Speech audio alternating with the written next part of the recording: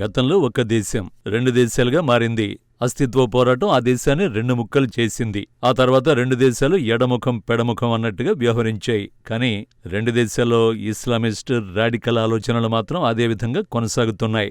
బంగ్లాదేశ్లో షేక్ హసీనా పతనం తర్వాత ఇప్పుడు బంగ్లాదేశ్ పాకిస్తాన్ దగ్గరయ్యేందుకు రంగం సిద్ధమవుతోంది. పాక్ విదేశాంగ మంత్రి ఇషాక్ దార్ 3 రోజుల బంగ్లాదేశ్ పర్యటన కాకరేపుతోంది. పాక్ పాలకులు బంగ్లా పర్యటనపై ఉత్సాహం చూపడానికి కారణం ఇండియాను టార్గెట్ చేయాలన్న ఆలోచనలే కనిపిస్తాయి. పాక్ విదేశాంగ మంత్రి పర్యటన సాధారణ ద్వైపాక్షిక సంబంధాలకే పరిమితమవుతుందా లేక రాజకీయ భద్రతా వ్యూహాలు ఉన్నాయా అన్న సందేహాలు వ్యక్తమవుతున్నాయి. ఇప్పటికే బంగ్లాదేశ్ తాత్కాలిక ప్రభుత్వ విదేశాంగ సలహాదారు తౌహిద్ హుస్సేన్ ఇరు దేశాలు కలిసి పనిచేస్తాయని చెప్పారు.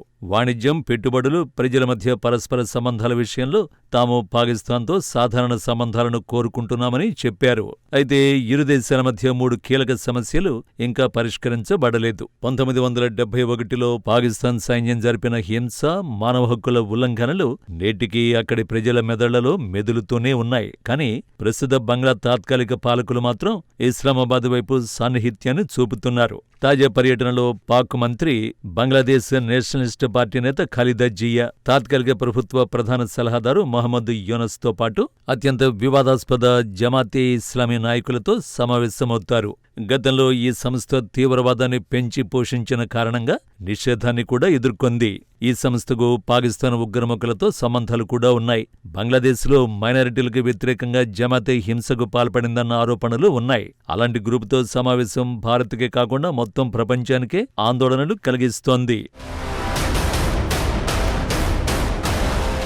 అదే సమయంలో ఇరు దేశాలు కొన్ని వ్యూహాత్మక ఒప్పందాలు చేసుకున్నాయి. అధికారిక దౌత్య పాస్పోర్టు కలిగిన వారికి వీసారహిత ప్రవేశం కల్పించడానికి ఇప్పటికే ఒప్పందం కుదిరింది.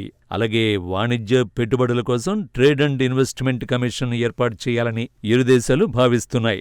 2005 తర్వాత నిలిచిపోయిన జాయింట్ ఎకనామిక్ కమిషన్ పునరుద్ధరణకు కూడా సన్నాహాలు జరుగుతున్నాయి. ఇప్పటికే 2 దేశాల మధ్య కార్గో నౌకలు నేరుగా ప్రయాణం చేస్తుండగా త్వరలో ప్రత్యక్ష విమానాలు ప్రారంభమయ్యే అవకాశం ఉంది. పాకిస్తాన్, బంగ్లాదేశ్ మధ్య సాన్నిహిత్యం పెరగడం ఉపఖండంలో సమీకరణలో కొత్త మార్పులను తెచ్చే అవకాశం ఉంది.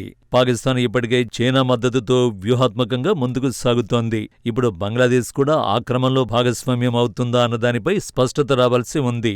భారత్ దృష్టిలో పాకిస్తాన్, బంగ్లాదేశ్ బంధం సాధారణ ఆర్థిక సంబంధాలకే పరిమితమైతే పెద్ద సమస్యేమీ కాదు. కానీ రాడికల్ ఇస్లామిక్ గ్రూపుల ప్రమేయం పెరిగితే దాని ప్రభావం ఇండియా భద్రతపై పడుతుంది.